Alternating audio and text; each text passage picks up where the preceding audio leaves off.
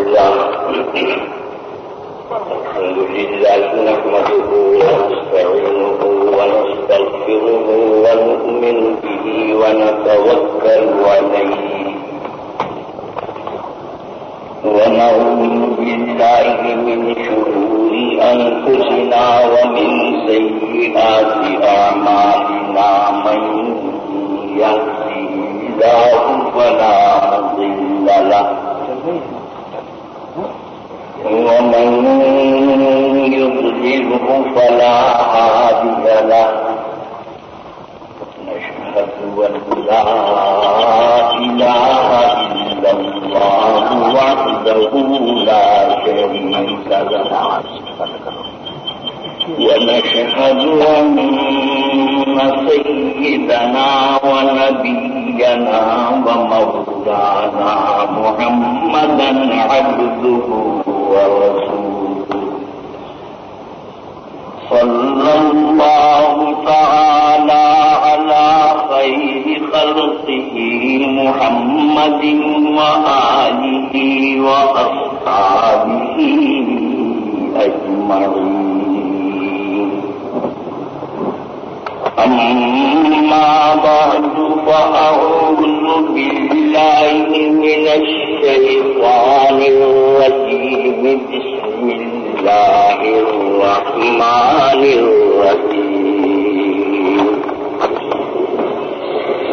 يا أيها الذين آمنوا توبوا إلى الله توبة نصوحا عسى ربكم أن يكفر عنكم سيئاتكم ويدخلكم جنات تجري من تحتها الأنهار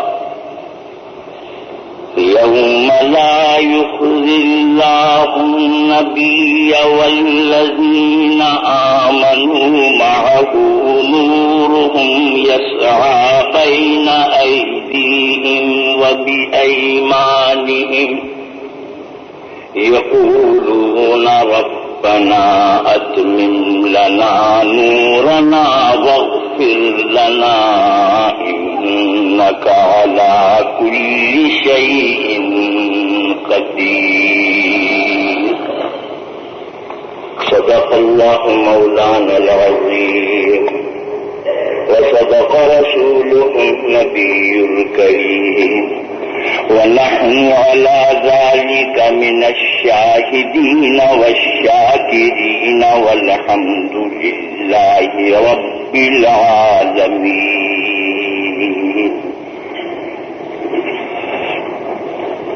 بزرگان محترم اور برادران عزیز، سورہ تحریم کی 22 آیتیں گزشتہ جمعہ تلاوت کی گئی تھی، جن کا ترجمہ اور خلاصہ یہ تھا کہ آپ اپنے آپ کو اور اپنے اہل کو جہنم کی آگ سے بچائیں. یا ایھا الذین آمنوا قوا انفسکم واہلیکم نارا وقودها الناس والحجارہ. اور وہ جہنم کی آگ ایسی ہے کہ جس کا ایندھن نافرمان لوگ اور پتھر ہیں، جس کا ترجمہ مفسرین نے کیا ہے گندھک سے. یہ اس کا ایندھن ہے. اور اس آتش جہنم پر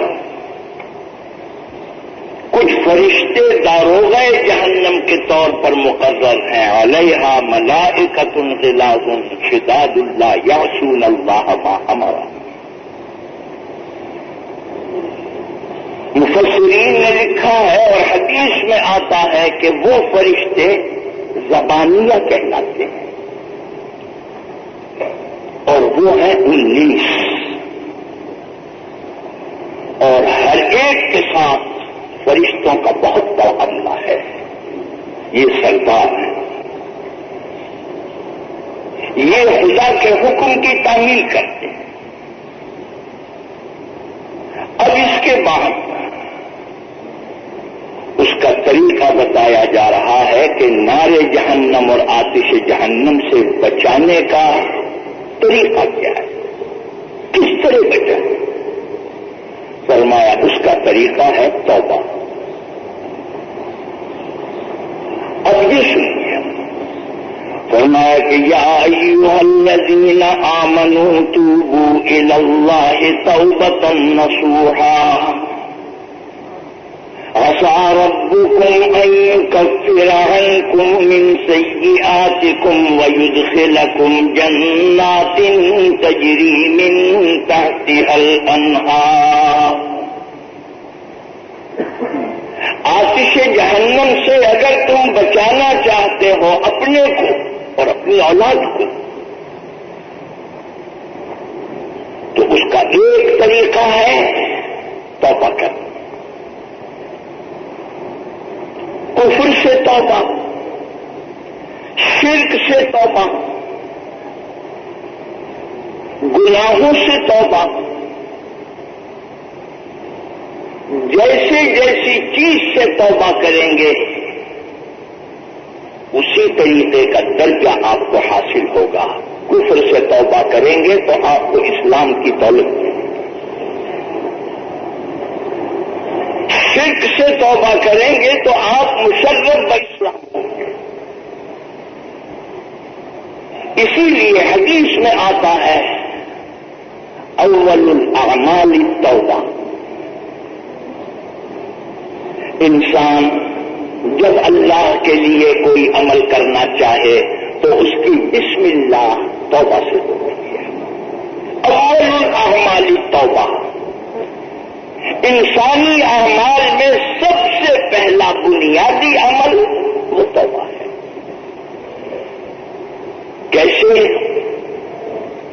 قرآن کریم میں اللہ تعالیٰ نے کفر سے توبہ کو بھی توبہ کہا ہے، شرک سے توبہ کو بھی توبہ کہا ہے۔ فرمایا کہ فَإِن تَابُوا وَأَقَامُوا الصَّلَاةَ وَآتَوُا الزَّكَاةَ فَخَلُّوا سَبِيلَهُمْ۔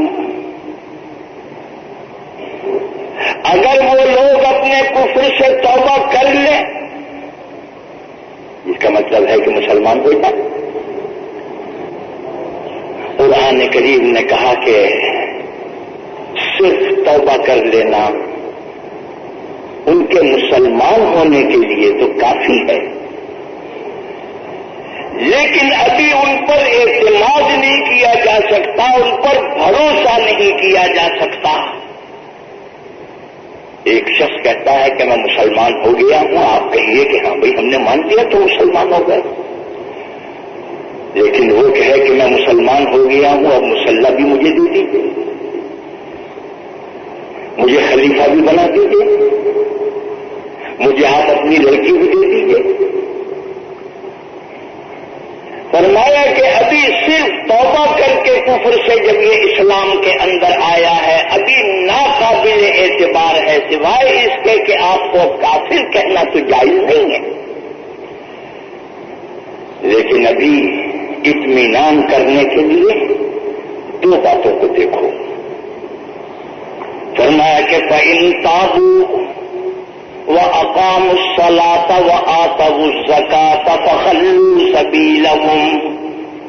کفر سے توبہ کرنے کے بعد اسلام میں داخل ہو کر اگر نماز پابندی سے پڑھنے لگا اور زکوٰۃ دینے لگا تو اب اس کا راستہ چھوڑ دو، اس پہ اطمینان کر دو۔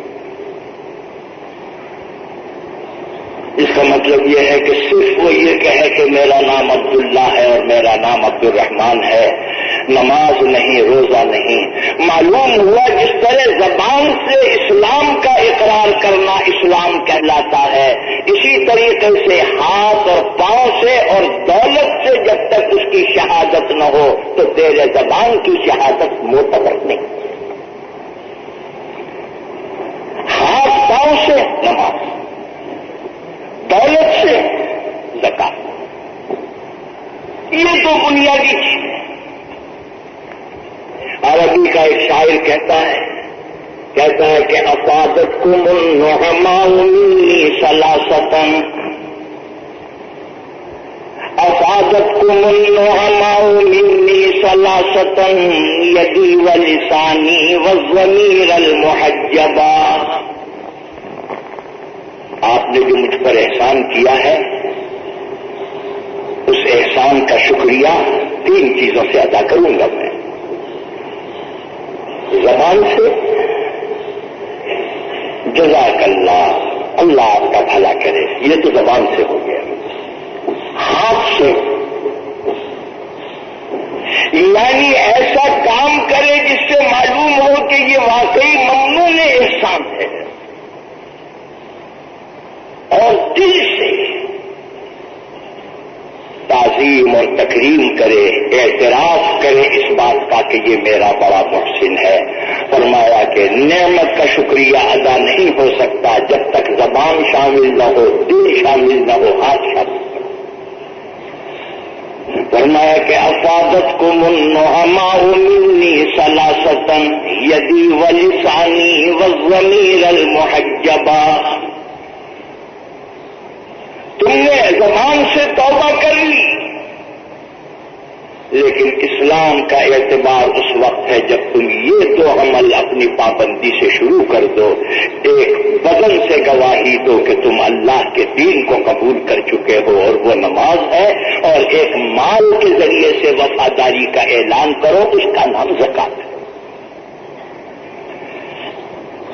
اسی لیے علماء نے لکھا ہے زکات کی رقم اگر آپ دیکھیں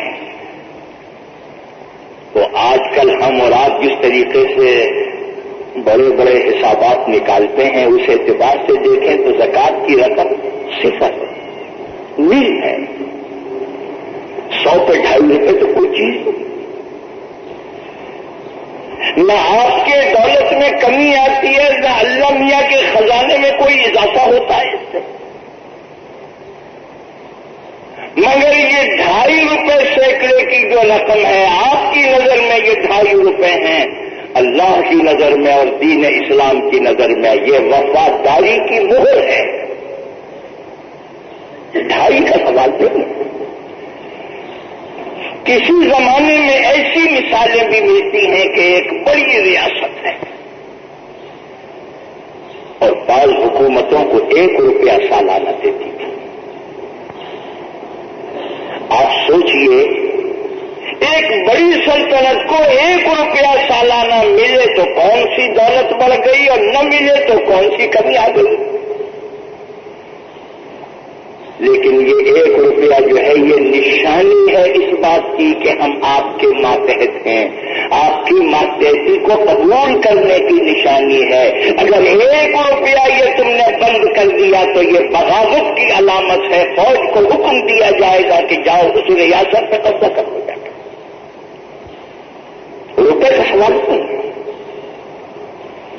اسی طریقے سے مال کے ذریعے سے اپنی وفاداری کا اظہار زکات ہے، اور بدن کے ذریعے سے اپنی وفاداری کا اظہار وہ نماز ہے۔ معلوم ہوا کفر سے توبہ بھی توبہ کہلاتی ہے، شرک سے توبہ بھی توبہ کہلاتی ہے۔ دوسری توبہ ہے فسق، یعنی کبیرہ گناہوں سے توبہ۔ کبیرہ اور صغیرہ عربی کے لفظ ہیں، قانونی لفظ ہے۔ کبیرہ بڑے گناہ کو کہتے ہیں، صغیرہ چھوٹے گناہ کو کہتے ہیں۔ لیکن یہ تقسیم جو ہے یہ بندوں کے اعتبار سے ہے، خدا کے اعتبار سے نہیں ہے۔ ہم جب یہ کہتے ہیں کہ یہ گناہ کبیرہ گناہ ہے، یہ گناہ صغیرہ گناہ ہے، تو یہ ہم دراصل اپنے اعتبار سے کہتے ہیں کہ جو ہم کو ضابطہ دیا ہے، جو قانون ہم کو دیا ہے، جو قانون کی ہدایات ہم کو دی ہیں، اس کی روح سے لکھا ہوا یہ ہے کہ یہ صغیرہ اور یہ کبیرہ ہے۔ لیکن اللہ کے یہاں یہ تقسیم اللہ کے یہاں نہیں ہے۔ کیونکہ کبھی کبھی اللہ تعالیٰ کے یہاں معمولی سے معمولی گناہ کو، جس کو آپ اور ہم صغیرہ کہتے ہیں، معلوم ہوتا ہے کہ ہماری پکڑ کا وہی ذریعہ بن گیا، اسی کو پکڑ ہوئی۔ اور کبھی کبھی وہ گناہ جس کو ہم اور آپ کبیرہ کہتے ہیں، اللہ کے یہاں یہ معلوم ہوتا ہے یہ تو صغیرہ کے برابر بھی نہیں، یہ بھی معاف۔ حدیث میں آتا ہے ایک شخص قبرستان میں رہا کرتا تھا، اور قبرستان میں رہنے کو اسلام نے منع کیا ہے۔ قبرستان میں یا ہر وقت جہاں پر سامنے قبریں ہوں، اس سے انسان کا قلب سخت ہو جاتا ہے۔ وہ جو کبھی کبھی موت اور موت کی علامتوں کو دیکھ کر جو دل پہ تأثر ہوتا ہے، وہ تأثر ختم ہو جاتا ہے، ان کے دل سخت ہو جاتے ہیں۔ تو مجاہد جو قبرستانوں ہی میں رہتے ہیں، ان کے دلوں میں اسی واسطے مردے کا احترام نہیں ہوتا، قبر کا احترام نہیں ہوتا، ان کے دل میں نرمی نہیں ہوتی۔ ایک شخص رہتا تھا، یہ واقعہ خود حضور اکرم صلی اللہ علیہ وسلم نے بیان فرمایا ہے۔ وہ آدمی قبرستان میں رہتا ہے، اس کا کام یہ ہے کہ لوگ جب قبر میں مردے کو دفن کر کے جاتے ہیں تو قبر کھول کے اس کا کفن کھینچ لیتا ہے، تازہ تازہ مردے کو ابھی دفن کیا ہے، کپڑا صاف ہے، صبح سے لے کے شام تک 4 5 6 بھی اگر کہیں میت آ گئی ہے تو کافی کپڑا جمع ہو گیا۔ اسی طریقے سے کرتے کرتے کرتے کرتے وہ بڑا دولت بنا۔ یہ حضور اکرم صلی اللہ علیہ وسلم نے فرمایا۔ لیکن جب یہ بڑا دولت مند ہو گیا، صاحب ثروت ہو گیا، اولاد خوشحال ہو گئی، تو جب مرنے لگا تو اس نے اپنی اولاد کو بلایا اور بلا کر یہ کہا کہ سچ سچ بتانا، میں تمہارے لیے کیسا باپ ہوں؟ مطلب یہ تھا کہ تم غریب تھے، فقیر تھے، میں نے تم کو محلات خرید دیے، بڑے دولت مند اب تم ہو گئے، آخر میں تمہارے لیے کیسا باپ ہوں؟ تو انہوں نے کہا کہ صاحب آپ تو ہمارے لیے عجیب و غریب قسم کے باپ ہیں، ایسے بہتر، اس سے بہتر کوئی باپ کو نہیں ہے۔ یہ تو میں اپنی طرف سے ایک جملہ کہہ رہا ہوں کہ دوسرے لفظوں میں یوں کہیے کہ شاید یہ بھی کہا ہو کہ بھئی ہم تو دعا کرتے ہیں کہ خدا کرے سب کا باپ ایسے ہی ہو، یعنی یہ کہ قسم چور ہو سب کا۔ لیکن بہرحال انہوں نے بڑی تعریف کی کہ جی آپ نے ہمارے مستقبل کو درست کر دیا۔ انہوں نے کہا اچھا، میری ایک تمنا ہے، اور وہ تمنا یہ ہے کہ تم میری میت کے پاس رہنا، جب میری روح نکل جائے دیر نہ کرنا، اگر دیر کی قیامت آ جائے، فوراً میری میت کے اوپر تیل چھڑک کے اس طریقے پر آگ لگا دینا کہ آگ لگانے سے ہڈی ہڈی خاک ہو جائے اور جسم کا کوئی حصہ باقی نہ رہے۔ بس اگر میں تمہارا محسن باپ ہوں تو میری یہ تمنا ہے۔ اولاد نے کہا کہ جی تو نہیں چاہتا ہے، مگر باپ کی تمنا یہ ہے۔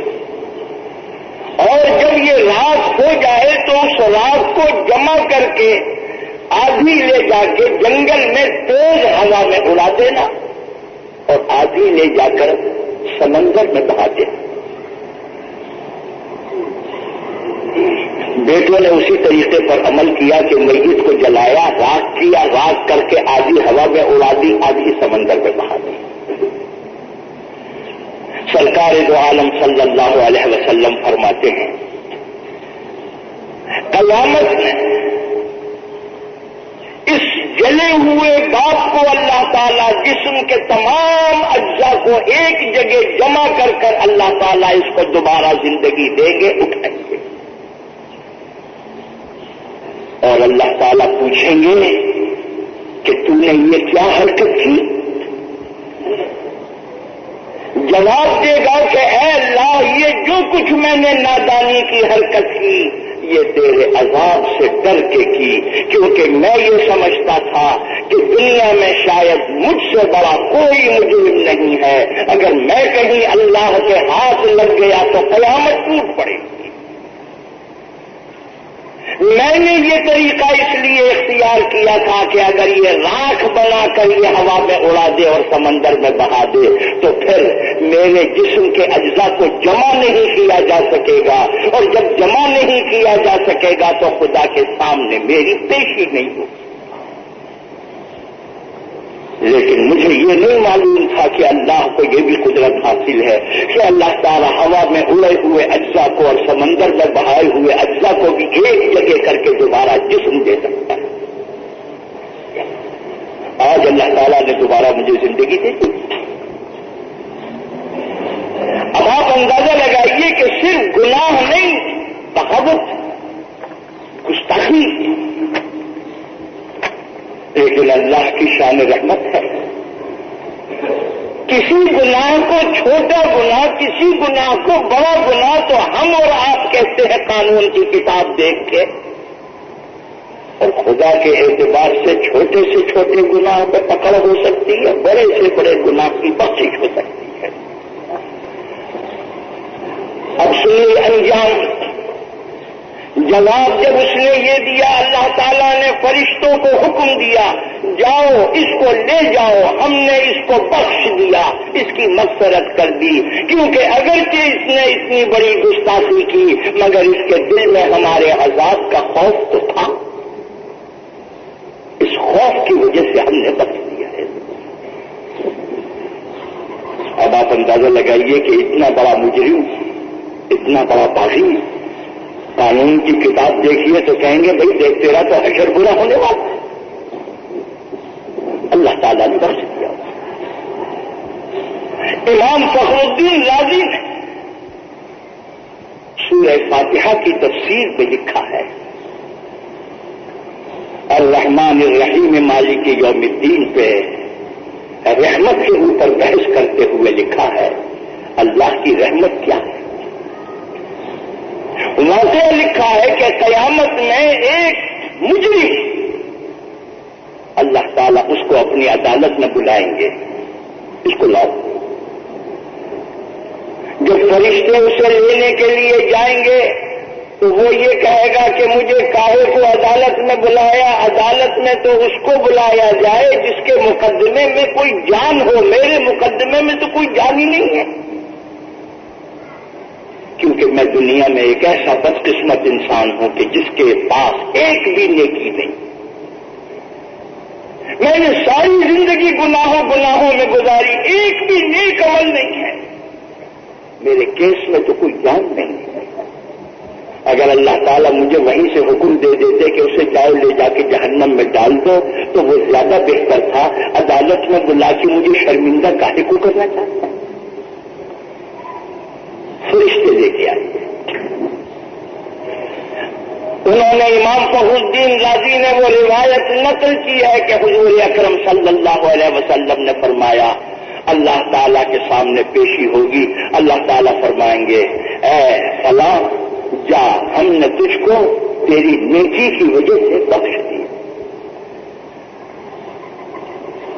وہ حیران ہو کے یہ کہے گا کہ اللہ آپ چاہیں تو بڑے سے بڑے مجرم کو بخش دیں، لیکن یہ بات میری سمجھ میں نہیں آئی کہ آپ نے فرمایا کہ تیری نیکی کی وجہ سے تجھے بخش دیا، میں نے تو زندگی میں کوئی نیکی ہی نہیں کی، وہ کون سی نیکی ہے جس پر آپ نے مجھے بخشا ہے؟ حق تعالیٰ فرمائیں گے سبحان اللہ، حق تعالیٰ فرمائیں گے اما تذکر اللیلہ، وہ رات کو بھول گیا؟ ایک رات کو سوتے سے تیری آنکھ کھلی، تو کروٹیں لینے لگا اور کروٹیں لیتے لیتے تیرے منہ سے نکلا اللہ. تو بندہ اور انسان ہے, نیند آ گئی, تو بھول گیا کہ تو نے اللہ کہا تھا, مگر میں تو اللہ اور خدا ہوں, میں تو بھولتا نہیں ہوں. مجھے یاد ہے کہ تو نے اللہ کہا تھا, اسی ایک مرتبہ اللہ کہنے کی نیکی پہ آج تیری مغفرت ہو گئی. جس سے آپ نے اندازہ لگا لیا کہ در حقیقت یہ جو ہم کہتے ہیں کہ یہ صغیرہ گناہ ہے, یہ کبیرہ گناہ ہے, یہ ہم قانون کی کتاب دیکھ کے کہتے ہیں, بندوں کے اعتبار سے کہتے ہیں, اللہ کے اعتبار سے نہیں. گناہ صغیرہ, گناہ چھوٹا گناہ, گناہ کبیرہ بڑا گناہ. ایک فرق تو میں نے یہ بتایا, لیکن اصل میں کسی جرم کا فیصلہ کرنے کا حق مجرم کو نہیں ہے. جرم کے فیصلہ کرنے کا حق عدالت کو ہے. آپ یہ کہیں کہ جی یہ تو میں نے بہت معمولی سی بات کی ہے, وہ کہیں گے تمہاری نظر میں یہ معمولی ہے, عدالت کی نظر میں یہ بڑی بات ہے. آپ کہیں گے میں نے یہ بہت بڑا کام کیا ہے, بہت بڑا جرم کیا, عدالت کہیں گے ہماری نظر میں یہ معمولی ہے. معلوم ہوا کہ اصل میں صغیرہ اور کبیرہ جو ہم اور آپ کہتے ہیں وہ قانون کے اس ظاہری نقطۂ نظر سے کہتے ہیں. خدا کی عدالت میں کون سا صغیرہ ہوگا, کون سا کبیرہ ہوگا, یہ اللہ کو معلوم ہے, ہمیں اور آپ کو معلوم نہیں. یہی وجہ ہے بڑے بڑے جرم ہونے کے باوجود بخشش ہے, اور بعض اوقات چھوٹے سے چھوٹے قصور کے اوپر پکڑ ہے. تو میں نے عرض کیا ایک بات. دوسری بات یہ ہے کہ جس گناہ کو آپ صغیرہ کہتے ہیں وہ صغیرہ کبیرہ کے مقابلے میں صغیرہ ہے, خود اپنی جگہ وہ بھی بہت بڑا گناہ ہے. ہم اور آپ اس کو قانون کی نظر میں صغیرہ اس لیے کہتے ہیں کہ وہ کبیرہ کے مقابلے میں بہت چھوٹا ہے. مولانا تھانوی رحمۃ اللہ علیہ نے بڑی اچھی مثال دی. فرمایا کہ سمندر اگر آسمان کے مقابلے میں آپ اس کو شمار کریں تو کہیں گے سمندر آسمان سے چھوٹا ہے, مگر سمندر کوئی ایسی چھوٹی چیز تو نہیں کہ جسے آپ جیب میں رکھ لیں, وہ اپنی جگہ بھی بہت بڑی چیز. آسمان سے اگر اس کی نسبت قائم کریں گے تو چھوٹی ہے, لیکن سمندر اپنی جگہ خود بہت بڑی چیز ہے. فرمایا کہ گناہ صغیرہ گناہ کبیرہ کے مقابلے میں چھوٹا گناہ ہے, لیکن ہر چھوٹا گناہ بھی اپنی نظر میں اور اپنی جگہ خود بہت بڑا گناہ ہے. کیوں؟ گناہ برابر. مثال کے طور پر جو لوگ یہ دریافت کیا کرتے ہیں کہ مولانا یہ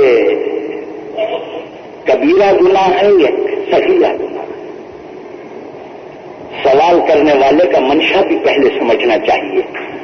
اس کا منشا یہ ہوتا ہے کہ اگر مولوی صاحب یہ کہیں گے کہ یہ صغیرہ ہے تو ہم کر لیں گے, اور اگر کہیں گے کبیرہ ہے تو خیر ہم نہیں کریں گے. لیکن میں ان سے یہ دریافت کرتا ہوں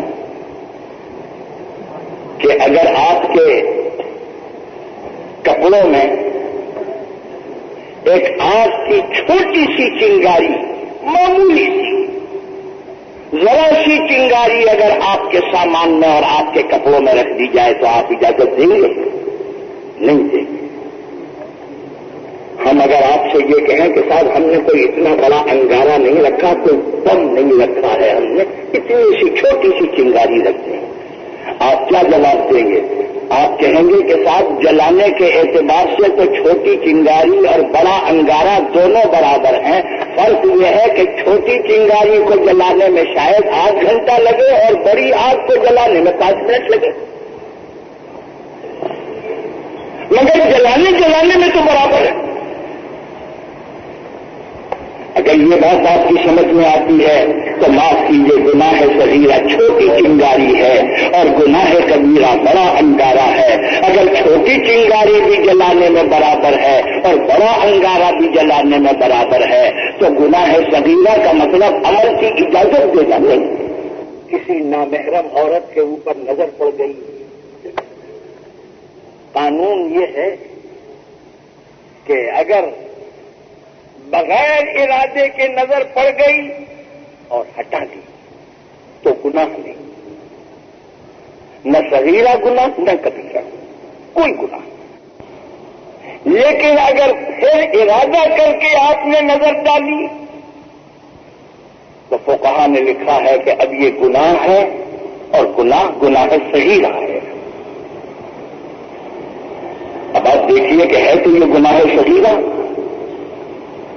لیکن واقعات سے یہ معلوم ہوتا ہے کہ یہ صغیرہ گناہ جو ہے یہ کبھی کبھی ایمان اندر سے چھین لیتا ہے، کفر کی نوبت آ جاتی ہے، کفر کی نوبت آ جاتی ہے۔ واقعہ لکھا ہے، میں نے اس سے پہلے بھی شاید عرض کیا ہے کہ ایک بہت بڑے کوئی درویش ہاتھ میں تسبیح لیے سڑک پر جا رہے تھے۔ ایک جوان خوبصورت عورت آئی اور آ کر سامنے کھڑی ہو گئی اور کہا اس نے، این الطریق الی حمام منجاب، حمام منجاب کا راستہ کدھر ہے؟ بڑے صاحب ذرا بتائیے حمام منجاب کا راستہ کدھر ہے؟ انہوں نے جب اس جوان عورت کو دیکھا تو ان کے اوسان خطا ہو گئے، نیت ڈگمگا گئی اور اپنے دل میں یہ سوچنے لگے کہ یہ حمام منجاب کا راستہ دریافت کر رہی ہے، یہ کوئی راستہ بھٹکی ہوئی عورت ہے، یہ ناواقف عورت ہے۔ آج کل میرا مکان خالی ہے، اسے اپنے مکان کا پتہ نہ بتا دوں؟ بس دل میں یہ خیال آیا، لائن بدل گئی اور اس کو لے گئے ساتھ اور کہا کہ چل میں تجھے حمام منجاب کا راستہ بتاتا ہوں۔ جیسے بعض محلے مشہور ہو جاتے ہیں، حمام تو وہ جگہ کہلاتی ہے کہ جہاں پر لوگ نہانے کے لیے کرائے پر ویسے لوگ جاتے تھے۔ منجاب جگہ کا نام، حمام منجاب کے نام سے وہ جگہ مشہور ہو گئی۔ یہ گئے اور لے جا کر اس کو اپنے مکان کے دروازے میں داخل کر دیا اور یہ کہا کہ یہ حمام منجاب ہے۔ وہ اندر چلی گئی، جا کے دیکھا تو سناٹا، گھر اکیلا پڑا ہوا ہے۔ اس کے دل میں یہ خیال آیا کہ یہ درویش کی نیت خراب ہو گئی ہے۔ اس نے دروازے بند کر دیے اور دروازے بند کر کے یہ کہا کہ مجھے آپ سے بڑی محبت ہے، اس لیے میں آپ کو اپنے گھر میں لے کے آیا ہوں۔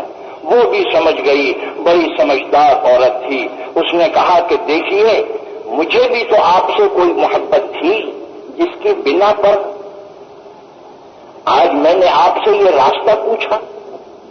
اصل میں تو میں اپنے محبت کا اظہار کرنا چاہتی تھی، لہذا اب آپ کوئی فکر نہ کریں، اب میں آپ کے گھر میں آ گئی ہوں، لیکن یہ کہ میں 2 روز سے فاقے سے ہوں۔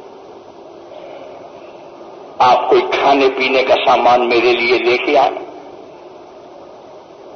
جب انسان پر عشق اور محبت کا غلبہ ہوتا ہے تو عقل کمزور ہو جاتی ہے، جب عقل غالب ہوتی ہے تو محبت کا جذبہ کمزور ہو جاتا ہے۔ یہ دونوں الگ الگ۔ یہ سمجھ میں نہ آیا کہ یہ کہیں پیچھے سے نکل نہ جائے، فوراً یقین آ گیا اور یہ کچھ برتن لے کے اس کے لیے کھانے پینے کا سامان لینے کے لیے چلے گئے۔ گھر اکیلا تھا، یہ عورت اپنی آبرو اور عزت بچا کر نکل گئی۔ یہ واپس آئے، گھر خالی، دھام سے گر گئے۔ بیماری کا زمانہ شروع ہوتا ہے، تسبیح غائب، مصلی غائب، نماز غائب، ہر چیز غائب، اور ہر وقت اسی کے نام کا کلمہ پڑھ رہے ہیں کہ وہ کہاں گئی جس نے حمام منجاب کا راستہ دریافت کیا تھا۔ دولت ایمان نکل چکی ہے دل سے۔ مختصر یہ کہ یہ لکھا ہے کہ جب وہ بیمار رہنے کے بعد مرنے کے وقت قریب آ گیا تو کسی نے کہا اب آخری وقت ہے، کلمہ پڑھ لو۔ کلمہ پڑھنے سے انکار کر دیا۔ یہ حشر ہوا ہے، یہ کلمہ پڑھنے سے انکار کر دیا، اور جب مرا ہے تو یہ شعر اس کی زبان پر تھا، فرمایا کہ یا رب سائلۃ یوما وقد تعبت، یا رب سائلۃ یوما وقد تعبت، این الطریق الی حمام منجابی۔ آئے وہ پوچھنے والی کہاں گئی جس نے پوچھا تھا کہ حمام منجاب کا راستہ کہاں ہے؟ زبان پر یہی تیر لگا تھا اس کے، اسی نے دولت ایمان کو سلب کر لیا تھا۔ آپ نے دیکھا جس کو فقہا گناہ صغیرہ کہہ رہے ہیں، کبھی کبھی وہ ایمان کے سلب کرنے کا ذریعہ بن جاتی ہے۔ تو میں نے یہ بات عرض کی، گناہ کبیرہ سے توبہ، گناہ صغیرہ سے توبہ، گناہ صغیرہ سے توبہ کا اور اونچا درجہ ہے، گناہ کبیرہ سے توبہ یہ بھی ایک درجہ ہے۔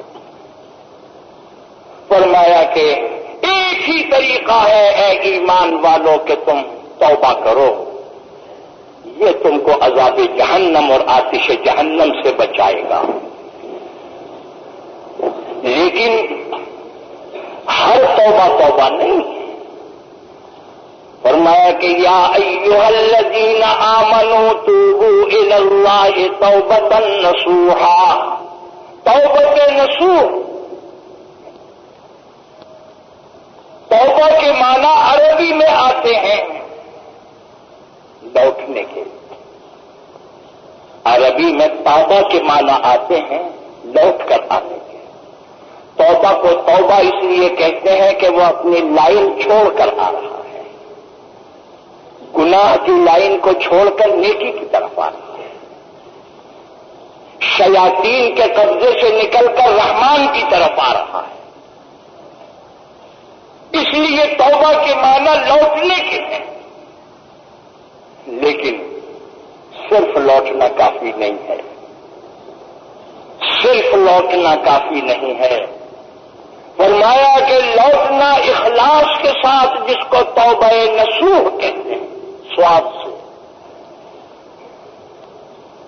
علماء نے لکھا ہے نون سواد ہے کہ دو معنی، ایک معنی ہے نصوح کے خالص، جس کا مطلب یہ ہے اے ایمان والو، آتش جہنم سے اگر بچنا چاہتے ہو تو دکھاوے کی توبہ نہ کرو، خالص توبہ کرو۔ خالص توبہ کیسی ہوتی ہے؟ خالص توبہ کے معنی ہے جو گناہ کیا ہے اس سے نفرت ہو جائے اور اللہ کی نیکی سے محبت ہو جائے، اور اگر آپ کے دل میں بدستور گناہ کی لذت بھی ہے، بدستور گناہ سے الفت بھی ہے، اور آپ زبان سے توبہ توبہ کر رہے ہیں، یہ توبہ نہیں ہے۔ جنید بغدادی فرماتے ہیں کہ یہ توبہ ایسا بڑا جرم ہے کہ اس جرم سے بھی توبہ کرنی چاہیے۔ فرمایا کہ صبح در کف توبہ بر لب دل پر ذوق گناہ۔ صبح کے معنی تسبیح، کف کے معنی ہاتھ میں تسبیح۔ جیسے لوگوں کو دیکھا ہوگا آپ نے کہ دانے کھٹا کھٹ چل رہے ہیں، باتیں بھی کر رہے ہیں۔ ہاتھ میں تسبیح، زبان پر الفاظ توبہ، دل میں معصیت کا خیال. صبح بر کف توبہ پر لب دل پورا ذوق گناہ معصیت را خندمی آیت بر استغفار ماں. وہ گناہ بیٹھا ہوا ہنس رہا ہے، وہ توبہ کرنے والے سے کہہ رہا ہے مجھے معلوم ہے کہ تو توبہ نہیں کر رہا ہے، تیری توبہ کے بعد ابھی دیکھ پھر میں تیرے پاس آتا ہوں. یہ توبہ نصوح کے معنی بتلائے کہ جس گناہ کو کیا ہے اس سے نفرت اور بیزاری ہو جائے اور اللہ کی عبادت اور اللہ کی رضا سے محبت ہو جائے. اب سمجھو کہ یہ خالص توبہ ہے. یہ ایک اور معنی لکھے ہیں، نصاحت کے معنی عربی میں آتے ہیں پھٹے کو سینا، جس کو کہیے رفو کر. کرتا پھٹ گیا، آپ نے اس کو رفو کر کے اس کو جوڑ دیا. ہر جوڑنا نہیں، کبھی کبھی ایسے ماہرین فن بھی ہوتے ہیں کہ جس نے جوڑا ہے ایسا کمال کا جوڑا ہے کہ پھٹے کا نشان نہ. فرمایا کہ توبہ نصوح کے معنی یہ ہے کہ تیرے نیکی کے عمل میں جو پھٹن پیدا ہو گئی تھی، جو ایک دراز کھل گئی تھی، اب تو اس کو سیدھے رفو کر دے اور ایسا رفو کر دے کہ دیکھنے والے کو یہ پتہ نہ چلے کہ یہ کپڑا کبھی پھٹا تھا. اسی لیے فرمایا کہ التائب من الذنب کمن لا ذنب لہ. جب کوئی آدمی گناہ کرتا ہے، گناہ کر کے توبہ کر لے، حدیث میں آتا ہے خدا کی نظروں میں وہ ایسا ہو جاتا ہے جیسے ابھی ابھی ماں کے پیٹ سے پیدا ہوا ہے، معصوم.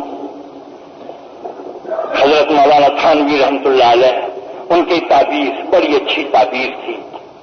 فرمایا کرتے تھے کہ دنیا میں بندہ اول تو معاف نہیں کرتا، بندے کے ہاتھ میں اگر کوئی چیز آ جائے اس سے بڑا کوئی ظالم نہیں ہے. اللہ کا لاکھ لاکھ شکر ہے جن چیزوں پر ہماری زندگیوں کا دار و مدار ہے اللہ نے وہ انسانوں کے ہاتھ میں نہیں دی. آج چینی، آٹا، گوشت، دودھ، یہی ذخیرے تو انسانوں کے ہاتھ میں ہیں. آپ دیکھتے ہیں انسان سے حاصل کرنا کتنا مشکل، لیکن انسان کی زندگی کا دار و مدار ہے ہوا پر. خدا کا لاکھ لاکھ شکر ہے کہ اللہ نے ہوا کسی انسان کے قبضے میں نہیں دی، ورنہ ہمارے اور آپ کے لیے اور غریب کے لیے جینا مشکل ہو جاتا. کوئی آدمی کسی کو ہوا دیتا نہیں، مگر اللہ تعالیٰ نے اس کو آزاد رکھا ہے. وادی میں بھی ملے گی، پہاڑوں پر بھی ملے گی، سمندر میں بھی ملے گی، خشکی پہ بھی ملے گی، غریب کو بھی ملے گی، کالے کو بھی ملے گی، گورے کو بھی ملے گی. حیات پر زندگی، ہوا پر زندگی کا دار و مدار ہے. یہ اللہ کا لاکھ لاکھ شکر ہے. انسان کے قبضے میں حضرت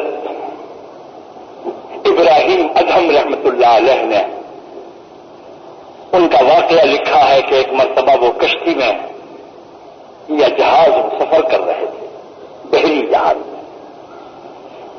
طغیانی آ گئی اور لوگوں نے کہا کہ لو بھائی اب یہ جہاز ڈوبا، اب ہماری زندگی ختم. شور شہر، چیخنا چلانا. حضرت ابراہیم ادہم رحمۃ اللہ علیہ فرمانے لگے بھائی مجھے نیند آ رہی ہے، ذرا دینا میری چادر کہاں، میں سر کے نیچے رکھ کے سوؤں گا.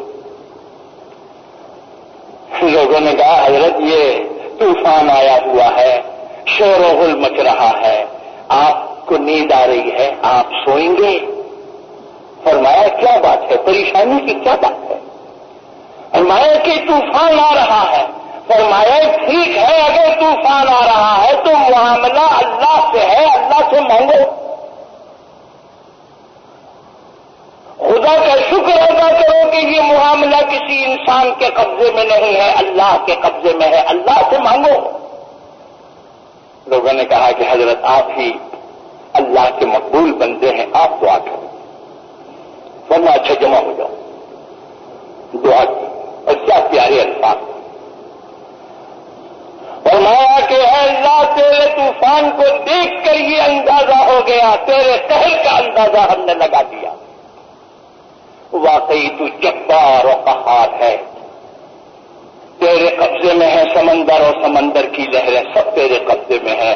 آج ہم نے تیری قہاریت کو دیکھ لیا ہے، اے اللہ مگر ہم کمزور ہیں، ہماری درخواست یہ ہے کہ تو اپنی جباری اور قہاری کو شان رحمت سے تبدیل فرما کر طوفان کو دور کر۔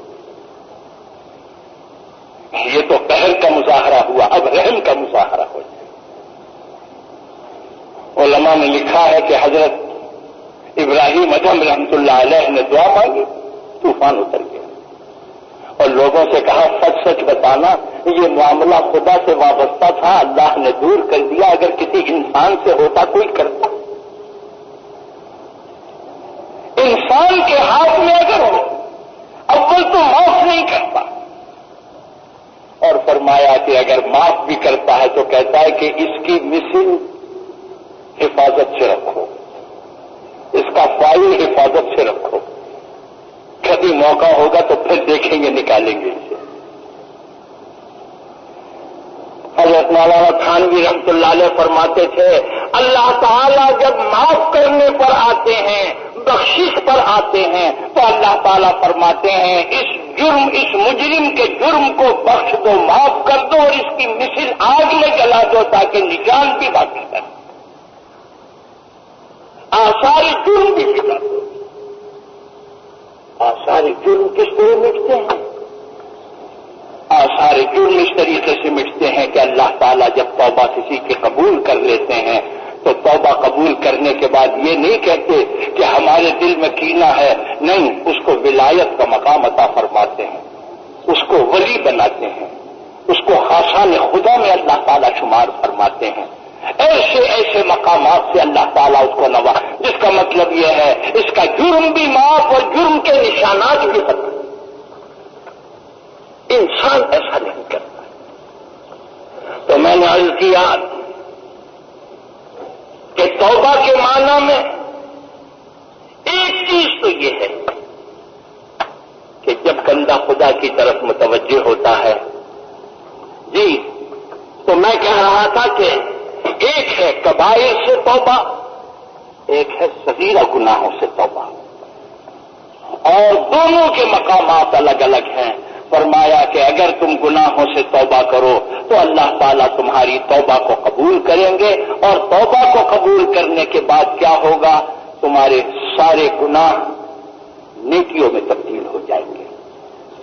یکفر عنہم سیئاتہم ویدخلہم جنات تجری من تحتہا الانہار یوم لا یخزی اللہ النبی والذین آمنوا معہ نورہم یسعی بین ایدیہم وبایمانہم۔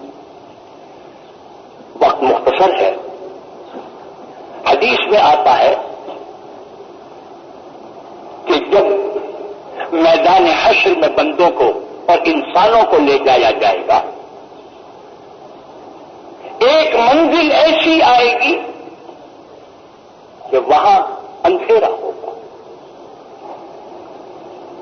اور کچھ لوگ ایسے ہوں گے کہ جن کے پاس دائیں بائیں نور ہوگا، آگے آگے نور چلے گا، اور یہ لوگ اہل ایمان ہوں گے۔ یہ نمازوں کا نور ہوگا، یہ نیکیوں کا نور ہوگا، یہ عبادتوں کا نور ہوگا۔ اور بعض حدیثوں میں آتا ہے کہ اللہ تعالیٰ اہل ایمان کو اور منافقوں کو دونوں کو نور دیں گے، لیکن جب پل صراط کے اوپر چلنے کے لیے کہا جائے گا تو منافقین کا نور گل ہو جائے گا اور اہل ایمان کا نور باقی رہے گا۔ تو فرمایا کہ جب تم توبہ کر لو گے تو اللہ تعالیٰ تمہارے خطاؤں کو بھی معاف کر دیں گے، تمہیں جنت میں داخل کریں گے۔ اور جس دن سوائے انبیاء کرام علیہم الصلاۃ والسلام کے بڑے بڑے مجرم رسوا ہوں گے، اس دن اہل ایمان کا نور ان کے ساتھ چلے گا، دائیں بائیں ان کے نور ہوگا، اور اس نور کی بدولت جو ہے یہ اس کی نشانی ہوگی کہ وہ بخشے جائیں گے۔ ایک بات آخر میں رہ گئی، اسے ختم کر دیں۔ توبہ میں یہ بات یاد رکھیے، علماء نے لکھا ہے کہ اگر اللہ کا یا بندے کا کوئی حق ہے جس کی ادائیگی کی کوئی شکل ہے یا ادائیگی کا کوئی بدل ہے، تو جب تک ادائیگی نہ ہو، جب تک بدل نہ ہو، توبہ قبول نہیں کی جائے۔ اگر ساری زندگی کی نمازیں ہم نے چھوڑ دی ہیں، زکوٰۃ ادا نہیں کی ہے،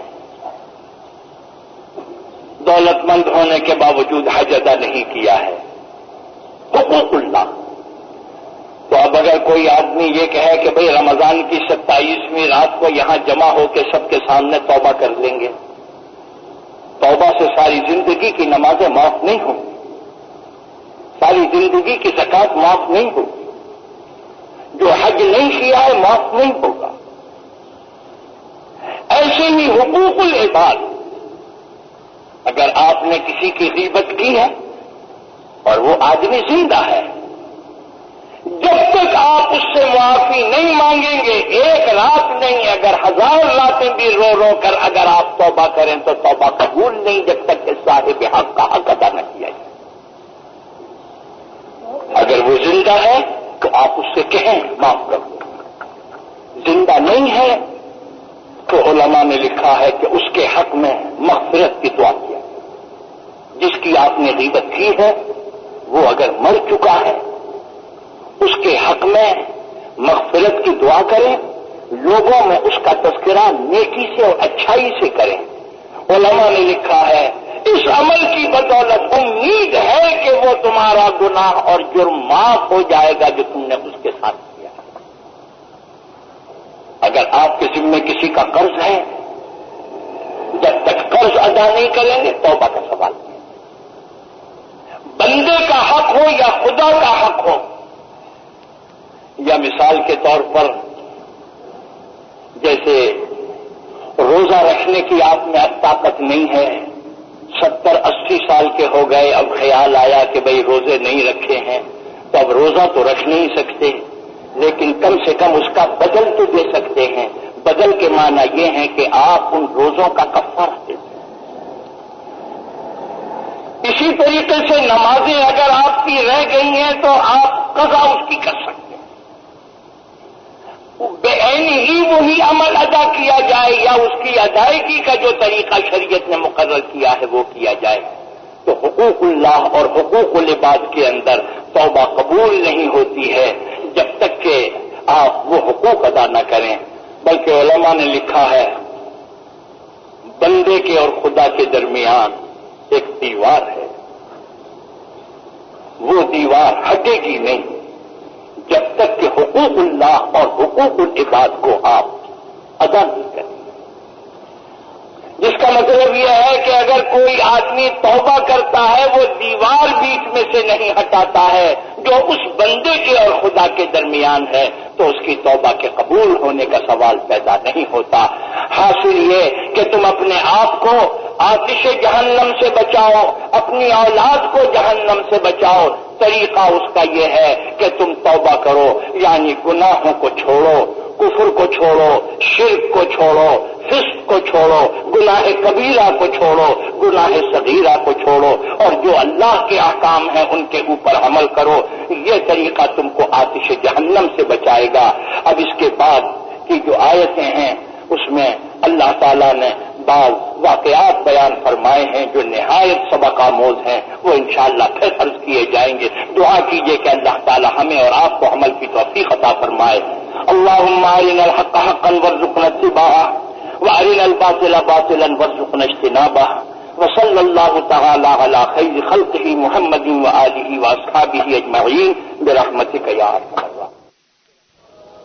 مورخہ 3 جون 1978 بمقام جامع مسجد جیکب لائن کراچی، خطیب العلماء حضرت مولانا احتشام الحق تھانوی حقیقت توبہ کے موضوع پر خطاب فرما رہے تھے۔ تیار کردہ پاک ریکارڈنگ، پہلی منزل کریم سینٹر صدر کراچی، فون نمبر 56788123۔ کہ نیند سولی پر بھی آ جاتی ہے۔ مالک ابن دینار رو رو کر اس درجہ تھک گئے تھے کہ جہاں بیٹھے تھے وہیں ان کی آنکھ لگ گئی۔ مالک ابن دینار کی ایک بیٹی تھی، پیاری پیاری گڑیا، چوتی کی طرح بولتی، چڑیوں کی طرح چہکتی۔ مالک گھر آتے تو بیٹی کو گود میں لے کر انہیں سب کچھ مل جاتا۔ دن بڑی خوشی میں گزر رہے تھے کہ دنیا ان کی آنکھوں میں اندھیر ہو گئی۔ وہ کوکتی کوئل اور بولتی مینا 2-1 دن کے بخار میں چٹاپٹ ہو گئی۔